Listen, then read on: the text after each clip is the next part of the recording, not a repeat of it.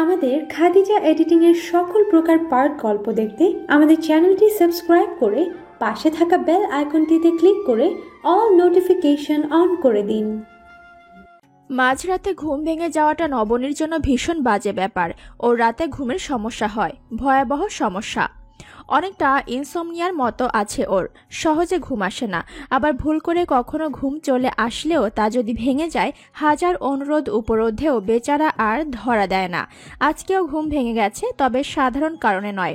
আজকের ঘুমটা ভেঙেছে একটা ভয়াবহ দুঃস্বপ্ন দেখে। সেই রেশ এখনো কাটেনি। বুকের ভেতরে এখনো ভয়টা জেগে বসে আছে, থরথর করে কাঁপছে ভেতরটা, শরীর ঘেমে নে একাকার। স্বপ্নটা ছিল নিকষ আধার ক্রমশ ঘিরে ধরছে চারপাশটা। সে আধার আস্তে আস্তে গ্রাস করে ফেলছে নবনীকে। বাবাকে আর দেখা যাচ্ছে না, এই তো এখানেই ছিলেন, কোথায় গেল তবে? একটা শক্তিশালী হাতের বেষ্টনীতে আবদ্ধ ওর একটা হাত। হাত ধরে রাখা মানুষটাকে দেখতে পাচ্ছে না ও, কোনোভাবেই না। চোখ ভর্তি অশ্রু নিয়ে কেবলই আকুল হয়ে বাবাকে ডেকে যাচ্ছে। বাবা, বাবা। ধর্মরিয়ে উঠে বসলো। কয়েকদিনের মধ্যে আজ তৃতীয়বার এই গায়ে কাটা দেওয়া দুঃস্বপ্নটা দেখলো ও, আর যথারীতি ঘুমটাও ভেঙে গেল। বালিশের পাশে রাখা মোবাইলটা হাতে নিয়ে দেখলো 3:23 বাজে। নবনী জানে এখন সারা রাত সাধাসাধি করলেও ঘুমকুমার আর ওর চোখে ভর করবে না। মাথাটা প্রচন্ড ভারী হয়ে আছে আর যন্ত্রণা দিচ্ছে। শুধু শুধু শুয়ে শুয়ে তা আর বাড়াতে ইচ্ছে করলো না। উঠে চুলায় কেতলি বসিয়ে রুমে এসে বইয়ের তাক থেকে একটা বই নিয়ে পড়তে শুরু করলো। সমরেশ মজুমদারের 8 কুঠুরি 9 দরজা। বইয়ের বিশাল সংগ্রহ নবনীর। কার বই নেই? সেই বঙ্কিমচন্দ্র, রবি ঠাকুর, শরৎচন্দ্র, বিভূতিভূষণ থেকে শুরু করে হুমায়ুন আহমেদ কিংবা জাফর ইকবাল পর্যন্ত। শীর্ষেন্দু, সমরেশ, সুনীল তো আছেই। এছাড়াও ড্যান ব্রাউন, মারিও পুজো, স্টিফেন কিং, আগাথা ক্রিস্টি থেকে নিয়ে জেমস প্যাটারসন পর্যন্ত। এর বাইরেও আছে বিস্তৃত সংগ্রহ। এসব সংগ্রহ বইপ্রেমী মাত্রেরই হিংসাযোগ্য। বই পড়া শুরু করলে দুনিয়া ভুলে পড়ে থাকতে পারে কেবল। এই একটা কাজ নবনী ভীষণ আগ্রহ নিয়ে করে। বাবা রুমে উকি দিয়ে দেখলো বাবা ঘুমিয়ে আছে। বাবা আর বই হচ্ছে ওর সমস্ত দুনিয়া। সেই দুনিয়ায় অন্য কারো প্রবেশাধিকার নেই, একেবারেই নেই। প্রচন্ড চুপচাপ স্বভাবের কারণে সেভাবে করে বন্ধুত্ব হয়নি কারো সাথে। কখনো হয়তো একাকিত্ব ভর করেছে অবচেতনে, কিন্তু সেটা খুব গুরুতর কিছু মনে হয়নি কখনোই। বাবাই জীবনের একমাত্র এবং সর্বোত্তম বন্ধু, সাথে বই তো আছেই। তাই ওর এই একান্ত নিঃসঙ্গ জগতে যখন ওর বাবা অনাহুত কাউকে প্রবেশ করাতে চাইতেন, ভীষণ রাগ হতো নবনীর। ওর একান্ত নিজস্ব জগতে কাউকে প্রবেশাধিকার দেবার মনোবাঞ্ছা একেবারেই নেই। অন্য কারো জগতে প্রবেশ করতেও বড্ড অনীহা ওর। ও যখন বয়সে 8 তখনই মা গত হয়েছেন। নবনীর বাবার আর কোনো ভাই বোন ছিল না। ওর দাদুকে ও কখনো দেখেছে কিনা মনে করতে পারে না। দাদিকে হারিয়েছে 15 বছর বয়সে। সেই থেকে এই নিয়ে ওর সমস্ত পৃথিবী। বইতে বুঁদ হয়ে থাকলে দিন দুনিয়া ভুলে যায়। চায়ের পানি বসিয়ে সেটাও বেমালুম ভুলে বসে আছে। সহসা মনে পড়তেই ছুট লাগালো রান্নাঘরের দিকে। চা নিয়ে রুমে আসার সময় দেখলো বাবা জেগে গেছেন। ডাইনিং এর পাশে দাঁড়িয়ে আছেন, হাতে পানি ভর্তি গ্লাস। আজ বাবার রুমে পানি দেওয়া হয়নি নিশ্চয়ই, প্রতিদিন নবনীই দেয়। আজ কেন যে ভুলে গেল? চামেলিকে সকালে ধমকে দিতে হবে। একটা কাজও ঠিকঠাক করতে পারে না। ও না হয় ভুলে গেছে, চামেলি তো মনে করতে পারত। ওকে বলেও রেখেছিল নবনী। কিরে, এখনো ঘুমাস নিচে? পানির গ্লাস টেবিলে রাখতে রাখতে বাবা প্রশ্ন করলেন। বাবা, তোমার ঘুম ভেঙে গেছে দেখছি, চা দেবো তোমায়? দে, চল বারান্দায় বসি। তোর সাথে কিছু কথা ছিল, খুবই জরুরি, কিন্তু ভুলে গিয়েছিলাম। এখন তোকে দেখে মনে পড়লো। বাবা তুমি যাও, আমি চা নিয়ে আসছি। আর আমি কিন্তু এখন কোনো প্রয়োজনীয় কথা শুনবো না। আজকে সব হালকা কথা বলবো। আচ্ছা তুই আয়, আমি বসছি। আর কথাটা এখন না বলে স্বস্তি পাবো না। আজমল সাহেব বিষণ্ণ মনে বারান্দায় চলে গেলেন। তার দুনিয়াটাও শুধুমাত্র তার মেয়েকে ঘিরেই। স্ত্রী চলে যাওয়ার পর নবনীকে নিয়ে একাই কাটিয়ে দিলেন আধখানা জীবন। তিনি ছাড়া মেয়েটির আর কেউ নেই যার ভরসায় ওকে রেখে যাবেন। বয়স বাড়ার সাথে সাথে পাল্লা দিয়ে বাড়ছে দুশ্চিন্তা। মেয়েটা সারা জীবন একা কিভাবে থাকবে? তার সাথে নবনী ছিল, কিন্তু নবনী একেবারেই একা। মানুষ কখনোই তার দীর্ঘ জীবন একা কাটাতে পারে না। কখনো না কখনো ভীষণ একাকিত্ব এসে ভর করবেই। বড্ড শূন্য শূন্য লাগবে। এতটা শূন্যতা ঘিরে ধরবে যে দম আটকে আসবে। কিন্তু নবনীতকে কিছুতেই এটা বোঝানো যায় না। এত বছরেও ভরসা করার মতো কাউকে খুঁজে পায়নি নবনী, এটাই ওনার চিন্তার অন্যতম কারণ। এই বয়সী কত মেয়েই তো সুখে ঘরকন্যা করছে, নয়তো চুটিয়ে প্রেম করছে। এরকম সন্ন্যাস ব্রত আঁকড়ে কেই বা বসে থাকে। তারপরও হাল ছাড়েনি আফজাল সাহেব। সঠিক জীবন সখা ঠিকই খুঁজে পাবে অতি চমৎকার এই মেয়েটি, এই এখন ওনার একমাত্র দোয়া। মাঝে মাঝে মনে হয় এই মেয়েটি পৃথিবীর সবটুকু গাম্ভীর্য নিজের মধ্যে ধারণ করে বসে আছে। মেয়েকে কিঞ্চিত ভয়ও পান। কয়েকবার বিয়ের কথা বলায় কথা বলা বন্ধ করে দিয়েছিল নবনী, তাই এখন আর কোনোভাবেই নবনীকে এই প্রসঙ্গে কিছু বলার মতো সাহস করে উঠতে পারেন না। তবুও যোগ্য হাত পেলে এবার যেভাবেই হোক মেয়েকে বিয়ে দেবেনি। বিবাগী হতে চাইলেই মেনে নিতে হবে নাকি? মনে মনে পণ করে ফেললেন, এবার যাই হোক এসপার ওসপার কিছু করেই ফেলবেন। এইসব ভেবে তিনি যখন গভীর চিন্তায় মগ্ন, তখনই চায়ের কাপ হাতে এসে দাঁড়ালো নবনী। বিশাল তেতলা বাড়ির ৩য় তলায় বাবা মেয়ের বাস। দোতলাটা ভাড়া দেওয়া হয়েছে। বাড়িটা কিছুটা পুরনো ধাঁচের। প্রধান ফটক পেরোতেই চোখে পড়ে হরেক রকমের ফুল গাছ, ফলের গাছ থেকে শুরু করে ঔষধি গাছ পর্যন্ত। এর বেশিরভাগই নবনীর মা অবনীর হাতের। ছাদেও আছে হরেক রকম গাছের সমাহার। ডেভেলপারের বাড়ি ভেঙে ফ্ল্যাট বাড়ি তৈরি করে দেবার লোভনীয় অফার কিছুতেই কানে তোলেনি আফজাল সাহেব। বাবা মায়ের রেখে যাওয়া আর স্ত্রীর হাতে সাজানো বাড়িতে এক অদ্ভুত প্রশান্তি খুঁজে পান। মাঝে মাঝেই ভীষণ নস্টালজিক হয়ে যান, অদ্ভুত ভাবালুতা পেয়ে বসে। শৈশব, কৈশোর, ভালোবাসায় পরিপূর্ণ যৌবন আর মেয়েকে নিয়ে পরিণত সময়টা এখানেই তো কাটিয়েছেন, শেষটা না হয় এখানেই হোক। কি এত ভাবছো বলো তো? সেই কখন থেকে ডাকছি। মেয়ে ডাকে সম্বিত ফিরে পেলেন, পাল্টা প্রশ্ন ছুড়লেন। আরে তোর চা বানানো শেষ? সেই কখন। কিছুটা টেনে টেনে উত্তর দিল নবনী। চেয়ার টেনে বাবার পাশে বসলো ও। বাইরে থেকে ফুলের মৌ মৌ সুবাস আসছে। বেলি, হাসনা হেনা, কাঁঠাল চাপার গন্ধে মাতোয়ারা চারপাশ, সাথে হু হু দক্ষিণা বাতাস। সবটা মিলিয়ে এক অদ্ভুত সুন্দর মধ্যরাত। বলো, কি এমন জরুরি কথা যা এই রাত দুপুরে মনে হলো তোমার? বাবার দিকে তাকিয়ে মৃদু হেসে প্রশ্ন করলো নবনী। কিছুটা সংকোচ নিয়ে বাবা বললেন, তো আশরাফ আঙ্কেলকে তো চিনিস? হ্যাঁ, আমেরিকায় থাকেন তো। কি হয়েছে ওনার? ওর কিছু হয়নি। ওর ছেলে রায়ান কয়েক মাসের জন্য বাংলাদেশে আসছে। তো আসলে এখানে ওদের তেমন কেউ নেই, আর আমার বাসা থাকতে শুধু শুধু হোটেলে উঠবে ব্যাপারটা আমার কাছে ভালো লাগেনি। আমি বলেছি এই বাসায় এসে থাকতে। সংকোচ নিয়েই আসল কথাটা পারলেন আফজাল সাহেব।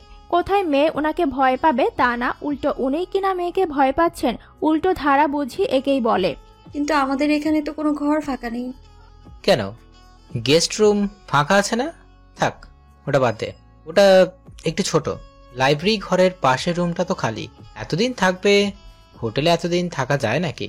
আর গেস্ট রুমটাও তো একেবারে ঘুমছে। কয়েকদিনের ব্যাপার হলে সমস্যা ছিল না। তুই বরং চামেলিকে বলে ওই রুমটার পরিষ্কার করার ব্যবস্থা করিস। যতটা সম্ভব মুখে নিস্পৃহ ভাব বজায় রাখার চেষ্টা করে চায়ের কাপে চুমুক দিলেন। মেয়েটা অসাধারণ চা বানায়, একেবারে ওনার মায়ের মতো। অবনী অবশ্য অন্য সব রান্না অসাধারণ করলেও চাটা কেন যেন ভালো হতো না। মেয়ে আবার যা রাধে তাই অমৃত। নবনী কঠিন মুখ করে বলল, বাবা, তোমার মতলবটা একটু খোলাসা করে বলো তো, ঝেড়ে কাশো। আমার কোনো মতলব নেই, সত্যি বলছি। ও ফটোগ্রাফার। ওর নিজের তোলা ছবি অনেক এক্সিবিশনও আছে। এবার নিজের দেশের উপরে একটা সোলো এক্সিবিশন করতে যায়, তাই আসবে। আমাকে বলেছে হোটেলে উঠতে চায়, নয়তো কোনো বাসায় উঠবে পেইং গেস্ট হিসাবে। তুই বল, আশরাফ আমার এত ভালো বন্ধু, ওর ছেলে কিনা একেবারে বাড়ির কাছে এসে হোটেলে উঠবে? কেমন দেখায় না ব্যাপারটা? আর পেইং গেস্ট হিসাবে থাকলেও তো কত ঝুঁকি। নার্ভাসনেসের কারণে এত বড় ব্যাখ্যা দিয়ে ফেললেন। কিছুটা বিরক্ত হলেন মেয়ের উপর। এত জেরা করার কি আছে? সামান্য কয়েকটা মাসেরই তো ব্যাপার। আর এমনভাবে তাকায় মনে হয় এক নজরেই ভেতরটা পড়ে ফেলবে। তবুও মেয়েকে তিনি অতি স্নেহ করেন, প্রগাঢ় স্নেহ। চায়ের কাপে চুমুক দিতে দিতে বাবাকে তীক্ষ্ণ চোখে পর্যবেক্ষণ করল নবনী। এরপর অত্যন্ত সিরিয়াস ভঙ্গিতে বলল, মতলব না থাকলেই ভালো। বাড়িতে তোমার আইবুড়ো মেয়ে আছে, এর মধ্যে একজন ছেলেকে নিয়ে আসবে। ভয় করছে না তোমার যদি ভেগে যাই? তোকে আইবুড়ো কে বললো? আর আমি আমার মেয়েকে চিনি, সে এরকম কিছু করবেই না। বলতে বলতে নবনীর রসিকতাটা ধরতে পারলেন, তাই পাল্টা রসিকতায় বললেন, আর যদি ভেগে যাস সে তো সোনাই সোহাগা। আমি নিজেই ভাগার রাস্তা ক্লিয়ার করে দিব। দুজনেই হেসে উঠল প্রাণ খুলে। নবনী বাবার হাসি মুখের দিকে তাকিয়ে মনে মনে বলল, আমি তোমাকে একা ফেলে কোথাও যাব না বাবা, কোথাও না। আচমকা স্বপ্নের কথা মনে হতেই অন্তরতা কেঁপে উঠল, সেই সাথে এক পলকা হিমশীতল বাতাস আছড়ে পড়ল গায়ে। দুপুরের রান্নার জোগাড় যন্ত্র করছিল নবনী। চামেলি সব কেটে কুটে দিচ্ছে আর ও তেলে পেঁয়াজ কুচি নাড়াচাড়া করছে। চামেলির রান্না অতি অখাদ্য, তাই রান্নাটা নবনীই করে। সবজিগুলো তেলে ছেড়ে দিতেই কলিং বেল বেজে উঠল। বাবা তো কিছুক্ষণ আগেই বেরোলেন, তবে কে এলো? ৭-৫ ভেবে চুলার আঁচ কমিয়ে খুন্দি চামেলির হাতে ধরিয়ে দিয়ে দরজা খুলতে গেল ও, আর খুলতেই এক অচেনা আগন্তুককে দেখে থমকে গেল। পাশে প্রায় ডাউস সাইজের একটা ব্যাগ রেখে লম্বাটে সুদর্শন এক ছেলে দাঁড়িয়ে আছে। সেই রাতের পর ৩ দিন পার হয়ে আছে।